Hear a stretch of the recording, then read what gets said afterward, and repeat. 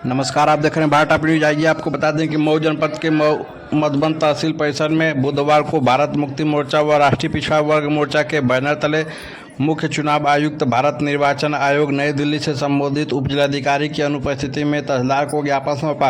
आपको बता दें कि मधुबन तहसील परिसर में बुधवार को भारत मुक्ति मोर्चा व राष्ट्रीय पिछड़ा वर्ग मोर्चा के तत्वाधान में रैली निकाली गई, जो लोक प्रतिनिधित्व अधिनियम 1951 की धारा 59 के अनुपालन करके उनके अनुसार देश भर में ईवीएम मशीन के बजाय बैलेट पेपर से चुनाव होना चाहिए। यह अपेक्षित होने के बाद भी भारत निर्वाचन आयोग 18वीं लोकसभा के आम चुनाव में संपूर्ण भारत में ईवीएम मशीन से चुनाव कराने की पूर्ण तैयारी में है। इसी को लेकर भारत मुक्ति मोर्चा व राष्ट्रीय पिछड़ा वर्ग के बैनर तले मुख्य चुनाव आयुक्त भारत निर्वाचन आयोग नई दिल्ली से संबोधित उप जिलाधिकारी की अनुपस्थिति में तहसीलदार को ज्ञापन सौंपा। आप देख रहे हैं भारत टॉप न्यूज के किस तरह से तहसीलदार को ज्ञापन सौंपा जा रहा है। भारत टॉप न्यूज पे ताज़ा खबरों के लिए बने रहें, लाइक करें, शेयर सब्सक्राइब करना न भूलें। जी, जिला प्रचारक भारत मुक्ति मोर्चा जी, पूर्व लोकसभा प्रत्याशी 70 भूसी। जी।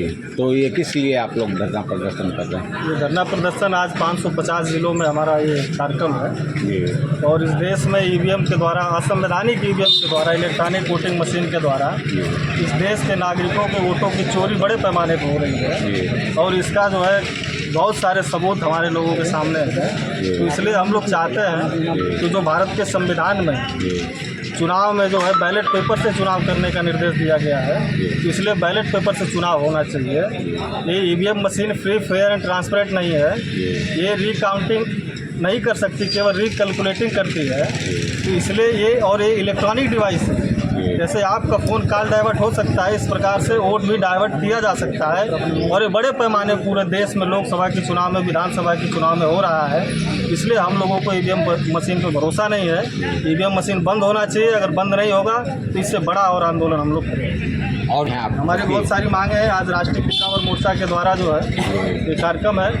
तो इस देश के अंदर 1931 में जब भारत देश गुलाम था, तो गुलाम देश में पिछड़े वर्ग के लोगों की जातीय जनगणना होती थी।